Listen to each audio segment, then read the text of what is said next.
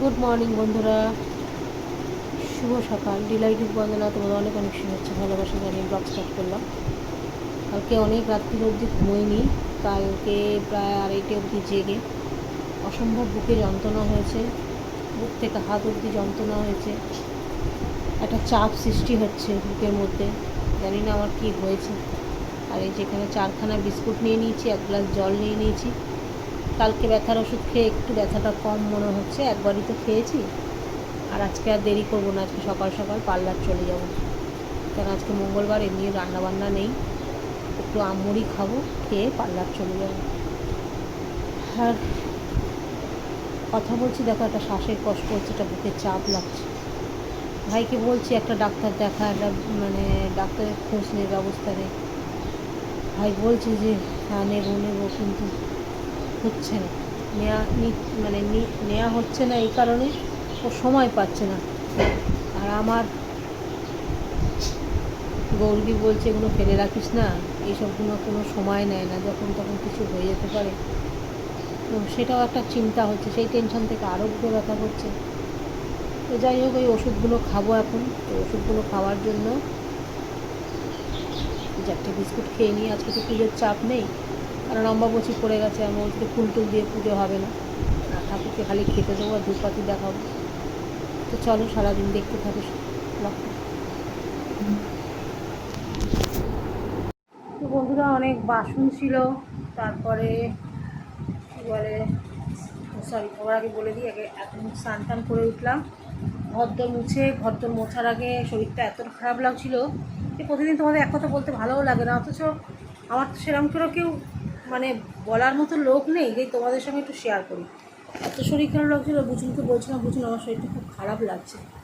এই করতে করতে একদিন হয়তো স্ট্রোক হয়ে যাবে, হার্ট অ্যাটাক হয়ে যাবে। যাই হোক, এত শরীর আনচান করছিলো, কিরম একটা লাগছিলো, বুকে চাপ লাগছিলো, শরীর খারাপ লাগছিলো।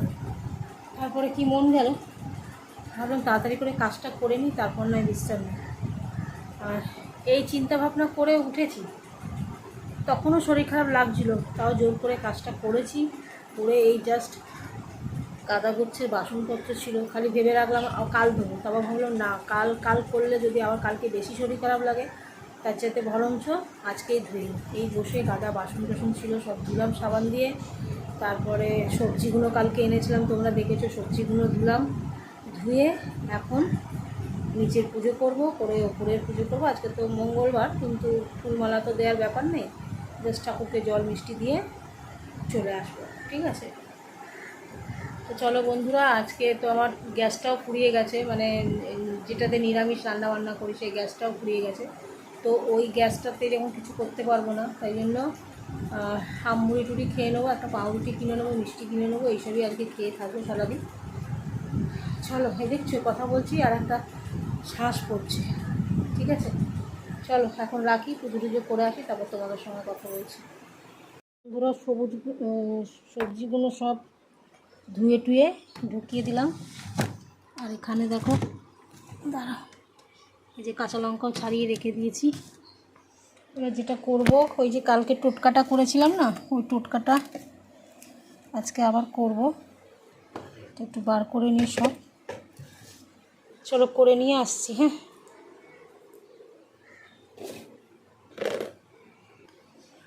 তো বন্ধুরা, যে টোটকাটা করার কথা ছিল সেইটা করলাম না, কেন বলো তো? তার একটা কারণ আছে, বলছি তোমাদের। তাই 1 গ্লাস ঘোল খেয়ে নিই, আর আমাকে যে কোনো প্রকারের জল খেতে হবে। তো পার্লার সকাল সকাল আজকে বেরিয়ে যাব, কারণ দুদিন একদমই পার্লার যায়নি, তো আজকে যাব। তো সে কারণে একটু সকাল সকালই বেরিয়ে যাবো, যেহেতু রান্নাবান্না নেই, কোনো কাজ নেই, বাইরের খাবারই খাবো। তো সে কারণে ঘোলটা বানিয়ে নিলাম। তারপরে 1:30 নাগাদ কি 2টো, আমি বলতে পারছি না শরীর কন্ডিশন বুঝে, তবে হ্যাঁ, অন্য দিনের তুলনায় আজকে একটু সকালেই যাব। তো চলো, আমার ঘোলটা হয়ে গেছে, ঠিক আছে।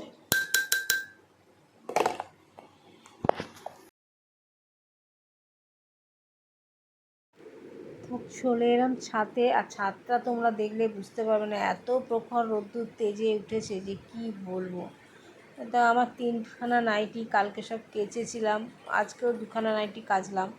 তো নাইটিগুলো কালকে শুকায়নি, তো আজকে সব মেলে দিলাম। আর সাউন্ড অফ করে তোমাদের ভয়েস রেকর্ড দিলাম এই কারণে, কারণ আমাদের এইটি উল্টো দিকের পাড়াতেই খোকনদের ওখানে সব অম্বাবচী খাবার দাবার ফল টল দিচ্ছে, সেই নিয়ে বক্তৃতা হচ্ছে, তা সেগুলো সব শোনা যাচ্ছে। তো সেই জন্য ভাবলাম যে তোমাদেরকে একটু ভয়েস রেকর্ড দিয়ে দিই। আর আমি জামা কাপড়গুলো কেটে নিই, তোমরা তো আগের দিন দেখেছো বৃষ্টিতে ভিজে আমি সমস্ত ছাদ পরিষ্কার করেছি, ছাদটা এতটাই পরিষ্কার হয়েছে।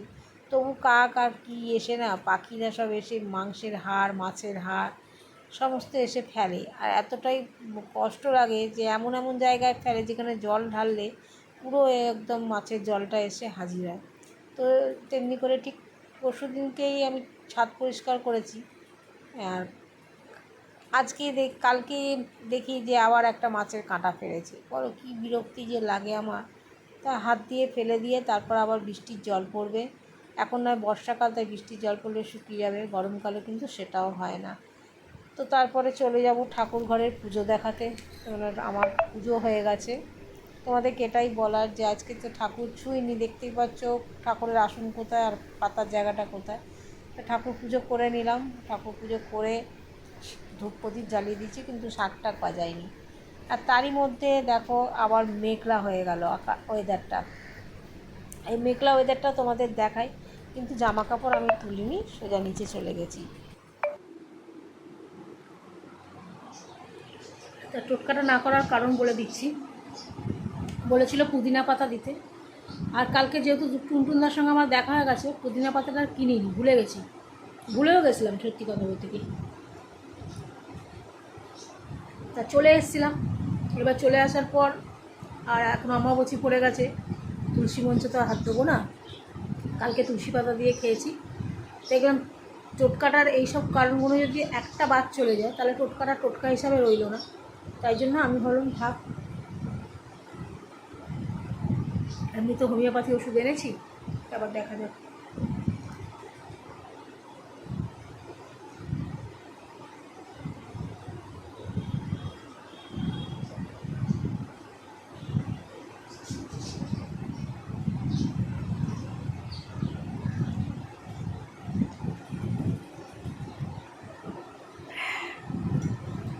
এই কাপটায় পুরো হাফ লিটার জল ধরে। ছোটো বোতলের 1 বোতল ঢেলে দেখেছি আমি, পুরো হাফ লিটার জল ধরে। তো এই গ্লাসের যদি আমি 8 গ্লাসও খাই সারাদিনে, তবু আমার হয় না, ওই 4 গ্লাস 5 গ্লাসেই থেকে যায়। তো সকাল থেকে মানে এই গ্লাসের 2.5 গ্লাস খেয়েছি, তার মানে 1 লিটার 250 খেয়েছি, ঠিক আছে নাকি জানি না কতটা খেয়েছি, 1 লিটারই খেয়েছি ধরো না, 250 খাইনি। তো বাদবাকি সমস্ত কাজকর্ম হয়ে গেছে, পুজোও করে নিয়েছি, কারণ অমাবস্যাতে আমি পুজো বাদ দিই না। পুজো বলতে ঠাকুরের ফুলমালা দিই না, ঠাকুর স্পর্শ করি না, কিন্তু ঠাকুরকে খেতে দিই। এই 4টে দিন কি ঠাকুর না খেয়ে থাকবে বলো? সেই জন্য আমার মন যেটা চায় আমি সেটাই করি। আর অন্যান্য জ্যোতিষীরাও বলছে যে ঘরের গৃহদেবতাকে খেতে দিতে পারবে। ইভেন বলছে কামাখ্যাতেও মন্দিরে কিন্তু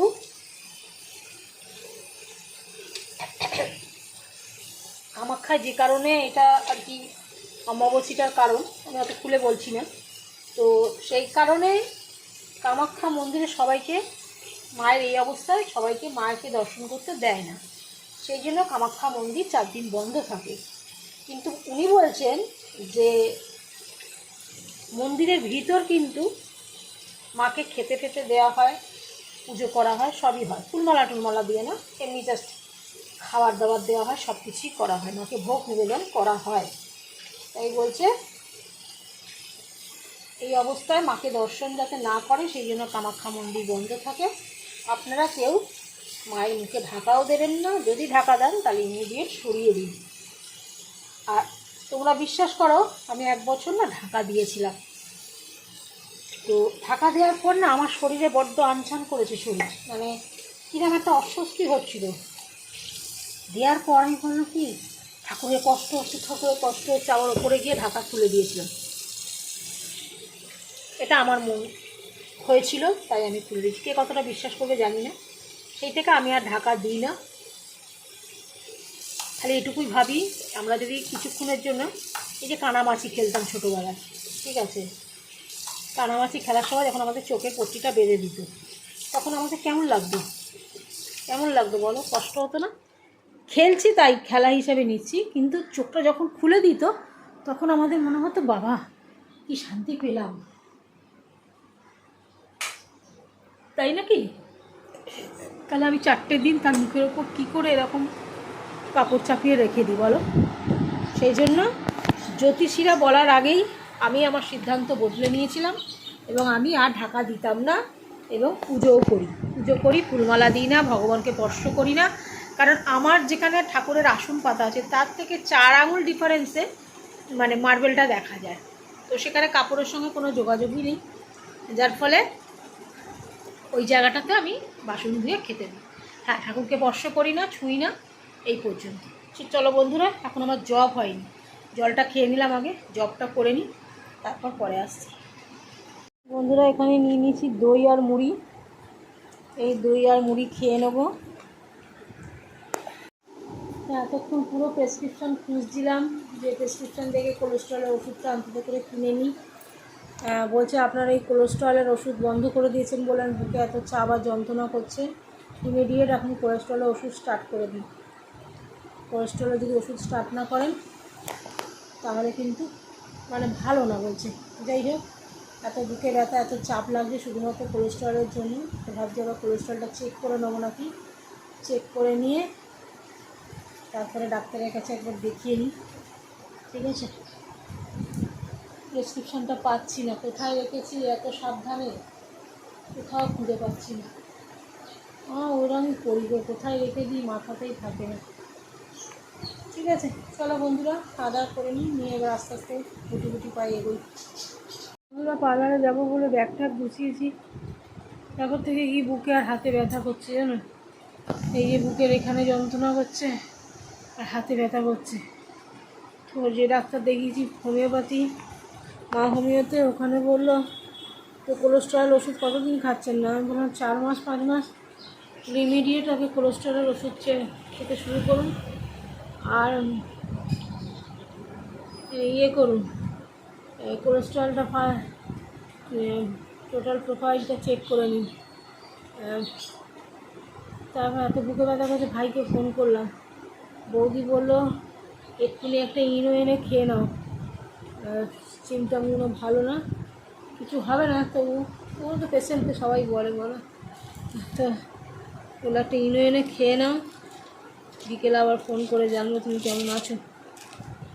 আর এই যে 3খানা ওষুধ আনলাম, 1040 বলে বৌদি সকালবেলা একটা খালি পেটে খাবে। আর এই কোলেস্ট্রলের ওষুধ এটা, আর আর 2টো ইনো, এটা, এই 3টে ওষুধ আনালাম, এখন ইনোটা খেয়ে নিই। আর আমি যে কোলেস্ট্রলের একটা ওষুধ খেতাম না, সেটাই এইটা কোলেস্ট্রল ভেবে খেতাম না গো, তাহলে ডাক্তার এটাই বলেছিল আমি এইটা না খেয়ে নার্ভের ওষুধ খেতাম, ওই জন্য এত ঘুমাতাম, বুঝেছে? ঠিক আছে, আগে এইটা খেয়ে নিই, ইনোটা খাই, শরীরটা ভালো লাগে না, যাবো ভেবেছিলাম আর যাওয়া হবে না, প্রচণ্ড যন্ত্রণা করছে। এখন রাখি, পরে কথা বলছি, মানে একটু শোবো এখন, তারপর বিকেলে যদি শরীরটা ভালো লাগে তোমাদের সঙ্গে ভিডিও বানাবো।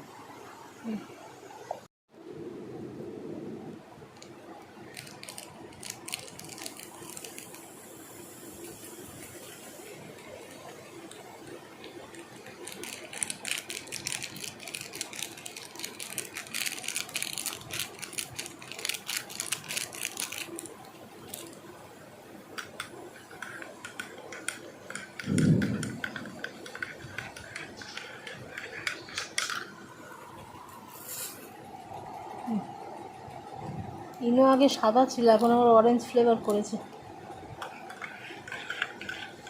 চলো খেয়ে নিই। তো বন্ধুরা, এইমাত্র সন্ধে দিলাম, একটা চাপা কষ্ট হচ্ছে তো। তো এইমাত্র সন্ধ্যে দিলাম বলতে শুয়ে ঘুমিয়ে পড়েছিলাম। তো এইমাত্র সন্ধ্যে দিলাম, সন্ধ্যে দিয়ে একটু বসলাম, খিদেও পাচ্ছে, ওষুধ খেলাম, আমাশার ওষুধটা খেলাম। আর দুপুরবেলা এই ইনোটা খেয়ে শুয়ে পড়েছিলাম। বুকে যন্ত্রণাটা সাময়িক একটু কমেছে, কিন্তু এখন আবার হচ্ছে, এই জায়গা থেকে যন্ত্রণা হচ্ছে। হাফ হাত হচ্ছে, পুরোটা না, হ্যাঁ পুরোটাই হচ্ছে, বুঝতে পারছি না আমি কি হচ্ছে, পুরোটাই যন্ত্রণা হচ্ছে। তো যাই হোক, রাতে শুধু জলমুড়ি, এই শুকনো মুড়ি কি জলমুড়ি যাই হোক খাবো। বৌদি বললো কোনো মিষ্টি ফিষ্টি খেও না, মারাত্মক পর্যায়ে গ্যাস হয়ে গেছে তোমার, তো ওই জন্যে এত যন্ত্রণা হচ্ছে। আর আজ থেকে যে বুকে চাপ লাগছে, কোলেস্টেরল ওষুধটা চালু করি। এতদিন আমি উল্টো পাল্টা ওষুধ খেয়েছি, কোলেস্টেরল ভেবে নার্ভের ওষুধটা খেয়েছি। ডাক্তারবাবুকে কী বলেছিলাম, ডাক্তারবাবু কী শুনেছে কে জানে, এখন দেখলাম পুরো ওষুধটাই চেঞ্জ। নার্ভের ওষুধ খেতাম বলেই অত ঘুম হতো আমার, ঠিক আছে। আর এই কোলেস্টেরল ওষুধটা আজকে থেকে খাবো। মানে মনে স্যাটিসফাই হচ্ছে না, কেন বলো তো, এতদিন যেটাকে কোলেস্টেরল ভেবে খেয়েছি সেটাই ছিল নার্ভের ওষুধ। আর আজকে যখন কোলেস্টেরল সত্যিকারের ওষুধ বৌদি বলছে এটাই কোলেস্টেরল, সেটাকে আমি মানতে পারছি না, সেটাকে ভাবছি নার্ভের ওষুধ। খেতে কিরম লাগছে বারবার জিজ্ঞাসা করছি ওই জন্য। তো চলো বন্ধুরা, এখন রাখি, পরে আসছি। জানি না ভিডিওটা কি হচ্ছে বা কতটুকু হচ্ছে, কীরকম হচ্ছে। ডেলি ভিডিও দেওয়ার কথা, আপডেট দেওয়ার কথা, তোমাদের আপডেট দিচ্ছি। দাদাকে বললাম, দাদা আমি পার্লারের চাবিটা আপনাকে দিয়ে দেবো, আমি শাটার তুলব না, কেন সব দিন তো লোক পাই না, নিজেকে তো একদিন দুদিন তুলতে হয়েছে, কোমরে ভীষণ লেগেছে, তো আপনি যদি শাটারটা তুলে দেন প্রতিদিন। তো আমি একদিন না দুদিন তুলেছিলাম, যাই হোক। তা আপনাকে যে চাবিটা দেবো, আপনি যখন আপনার দোকানটা খুলবেন আমার দোকানটাও তুলে দেবেন। আর রইলে বাকি গেটটা দেয়া থাকবে, গেটটা আমি যদি কোনো দিন না যাই, আবার রাতে যখন আপনি বন্ধ করবেন তখন গেটটা আপনি দিয়ে আপনার কাছেই চাবিটা রেখে দেবেন। তা দাদা বললো ঠিক আছে। ভদ্রলোক এত ভালো না, খারাপও লাগে বলতে, কিন্তু আমার লোকবল এত কম না যে আমি বলতে বাধ্য হচ্ছি। এবং ওনাকে বলেছি, দাদা আপনাকে আমি প্রচুর খাটাচ্ছি, আপনাকে অনেক কিছু বলছি আমি করে দেওয়ার জন্য। দাদা বললো না সে ঠিক আছে, সে না আমি করে দেবো, কোনো কথা নয়। কিন্তু উনি ভালো বলেই উনি করে দিচ্ছেন না বলছে। তারপর আমি বললাম যে ওই গেটের চাবিটা থাকলে আমি ঢুকে গেলাম, এবার যদি আমি বাই চান্স না যাই, যে যাবো ভাবলাম তাড়াতাড়ি করে, তারপর থেকে শুরু হলো বুকে যন্ত্রণা।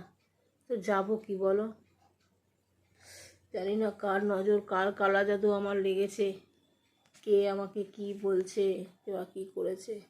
এত শরীরটা পার্লারে নেওয়ার পর থেকেই এত শরীর খারাপ লাগছে, জানি না, কাউকে দোষ দিচ্ছি না, কিন্তু কিছু একটা তো আমার শরীরের মধ্যে হচ্ছে, আমার শরীরের অনিয়ম বলো বা কিছু একটা। যাই হোক, এখন রাখছি, পরে কথা বলবো, ঠিক আছে।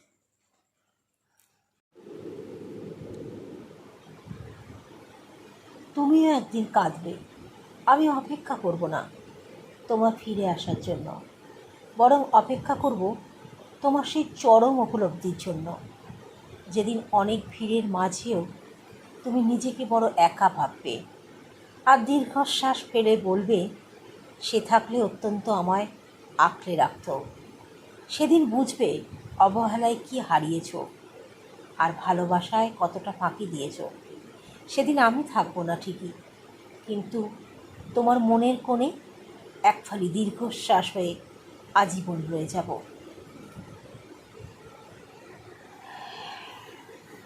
লেখাটা খুব মন কাড়ল আমার, তাই ভাবলাম আমার এই বুকে যন্ত্রণা নিয়ে তোমাদের সঙ্গে একটু শেয়ার করি। আজ শুয়ে আছি বন্ধুরা, বুকে ভীষণ যন্ত্রণা করছে, পেন হচ্ছে, তাই কাজে যেতে পারিনি।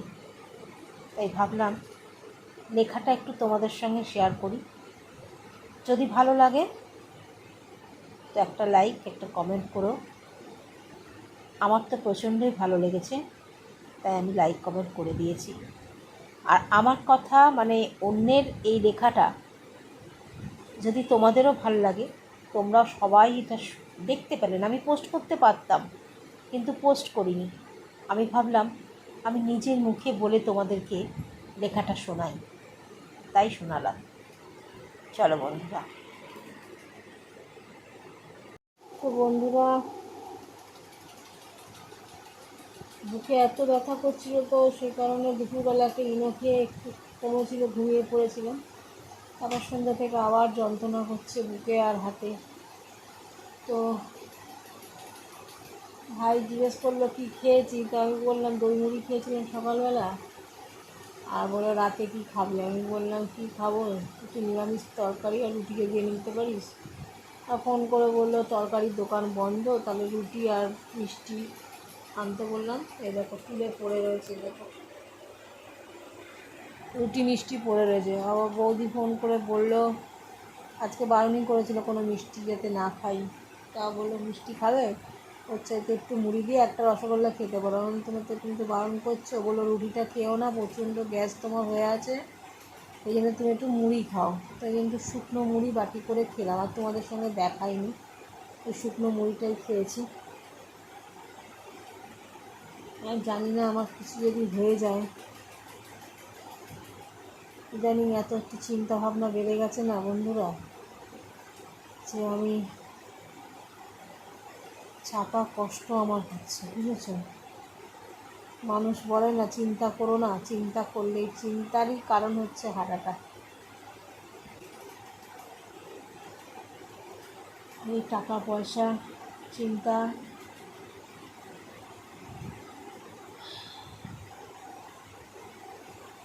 কী করবো।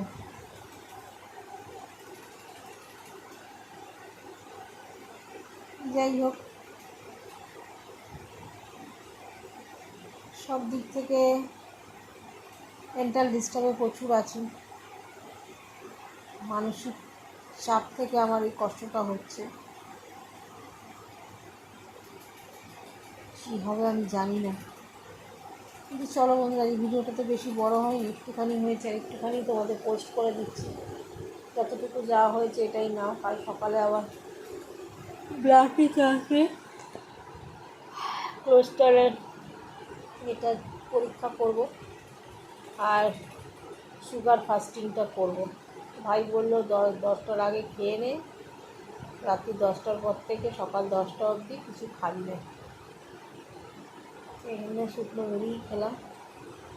আর অতিরিক্ত যন্ত্রণা হলে আর একটা যন্ত্রণা হচ্ছে, ভালোই হচ্ছে, কিন্তু যদি একটু মানে বেশি সহ্য করতে না পারি, তখন আর একটা ইনো খেয়ে নেব, ঠিক আছে?